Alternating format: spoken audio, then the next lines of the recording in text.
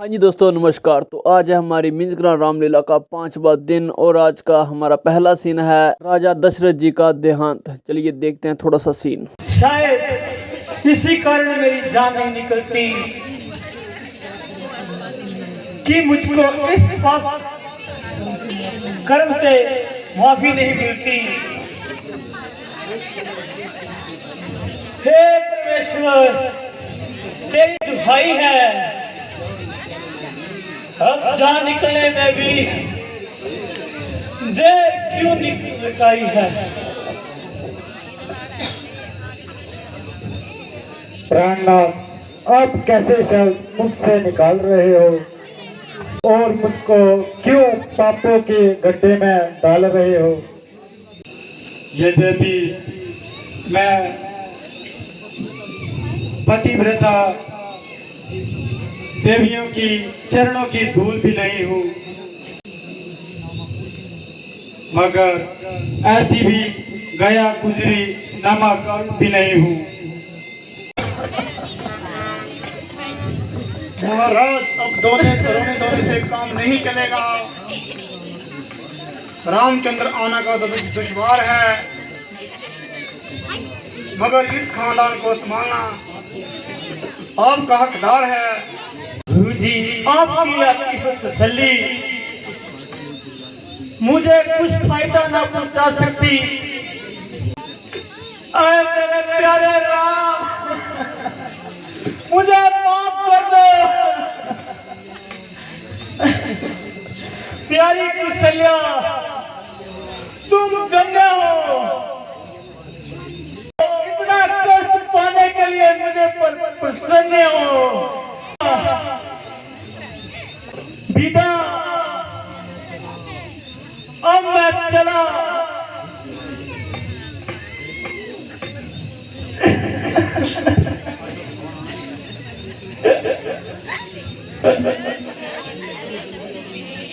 अरे कोई जल्दी आओ, महाराज के तो तेवर बदल गए।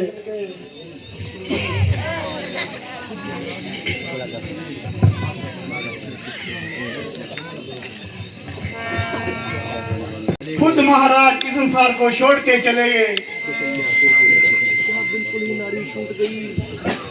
क्या बिल्कुल ही नाड़ी छूट गई? हाँ महाराणा जी, अब तो बिल्कुल आशा टूट गई। हाय हाय, मेरी किस्मत टूट गई।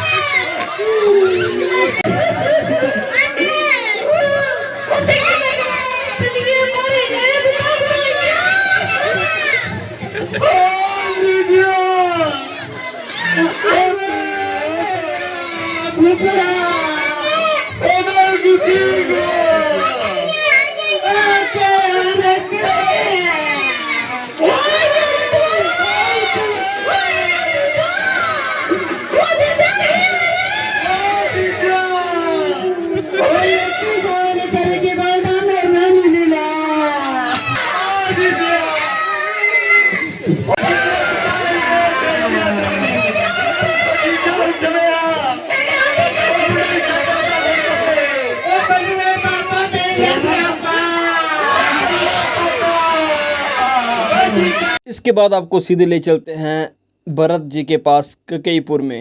महाराज, अयोध्या से एक दूत आया है। कुशलता की भी खबर लाया है। ऐसे तो खैरियत है, मगर कहता है कि आपको शीघ्र बुलाया है। कोई जाए और उस दूत को हमारे पास बुला लाए।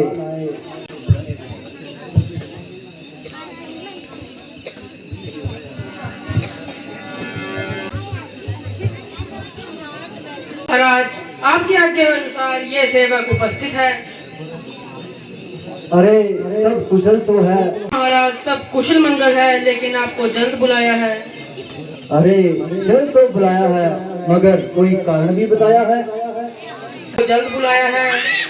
पिताजी तो प्रसन्न हैं। हाँ महाराज, पिताजी प्रसन्न हैं। माता जी तो प्रसन्न हैं। हाँ महाराज, माता जी भी प्रसन्न हैं। भाई रामचंद्र जी और लक्ष्मण जी तो राजी खुशी हैं। हाँ महाराज, आपको जल्दी बुलाया है। अरे तू आदमी है जाऊद बिलाप, जो बात पूछता हूँ उसका तो जवाब नहीं देता। नाना जी प्रणाम। आपका वियोग हमें अजीब असह्य है, परंतु अभी जहाँ ठहरना भी दुस्सह है, इसलिए हमारी नमस्ते लीजिए और हमें यहाँ से आज्ञा दीजिए। इसके बाद अब बारी है भरत की अयोध्या वापस लौटने की और कौशल्या जी से बात करने की। जो कुछ दोष लगाएं भरत सहने को तैयार है जी। परमेश्वर के वास्ते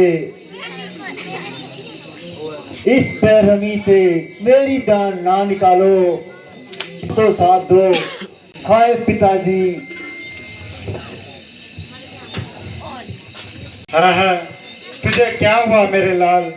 बेटा, मैंने व्यर्थ तेरे कोमल हृदय को तड़पाया, अपनी मूर्खता से तेरी जान को इतना दुख पहुंचाया। उठो भारत, उठो बेटा, अब बहुत देर हो चुकी। भाई साहब होशियार हो जाइए। सूर्यवंशी जिंदा वायु में लहरा रहा है और भरत अनगिनत सेना ले इधर को आ रहा है। लक्ष्मण, यदि भरत है तो तुम्हें किस बात का डर है? लक्ष्मण, मेरे ख्याल से वह किसी बुरे इरादे से नहीं आ रहा है। इतनी सेना क्या वो जग मारने के लिए ला रहा है? कोई बात नहीं, उसे पहले आने तो दो। भ्राता जी। प्यारे भरत, कहो चित्त तो प्रसन्न है। मेरे भाई, तुम रोते क्यों हो? कोई कारण तो बताओ, कुछ हाल तो जताओ। मेरे पुष्पना, मेरी दाई भुजा, बताओ तो तुम्हें क्या रंज पहुंचा? तुम क्यों इतने परेशान हो और क्यों बिलक बिलक कर रो रहे हो? भरत जी, मैं तुमको निश्चित दिलाता हूँ, मुझको न तुम्हारे निस्बत कोई शिकायत है, न मर्दक के का कोई कसूर है। हाँ भ्राता जी, यह मेरे पूर्व कर्मों का ही फल है। आपका क्या दोष है?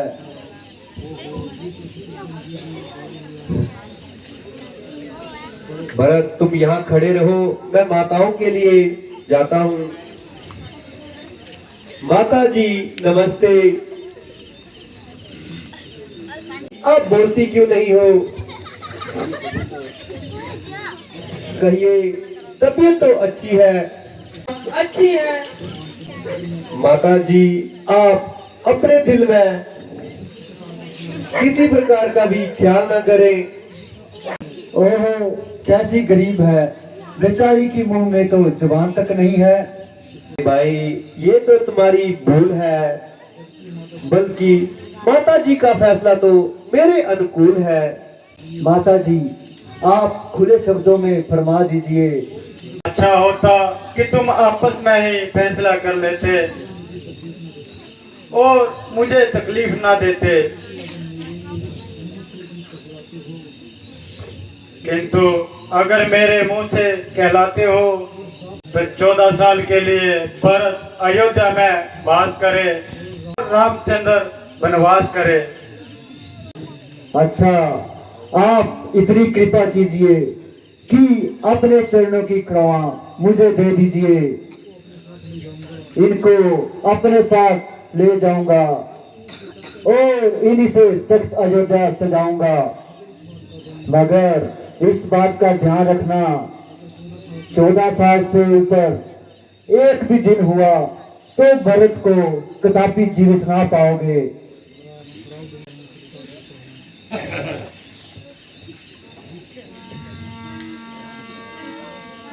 प्यारे भरत, तुम्हारा कहना स्वीकार करता हूँ और इस बात का इकरार करता हूँ 14 साल व्यतीत होते ही तुम्हारे पास आऊंगा और एक भी दिन अधिक न लगाऊंगा।